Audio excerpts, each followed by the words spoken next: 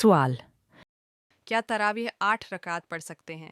اگر وقت کی کمی یا کمزوری کی وجہ سے 20 رکعت پڑھنے میں دشواری ہوتی ہے تو؟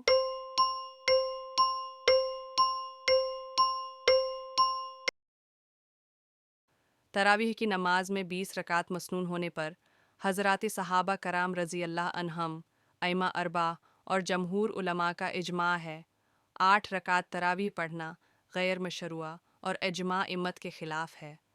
تراویح میں 20 رکعت مسنون مانتے ہوئے بیماری یا کسی شرعی عذر کی وجہ سے 8 رکعت تراویح پڑھنے کی گنجائش ہے، لیکن بیماری کی وجہ سے 8 رکعت تراویح پڑھنا یہ سمجھ کر کہ تراویح میں 8 رکعت بھی مشروع ہیں، صحیح نہیں ہے۔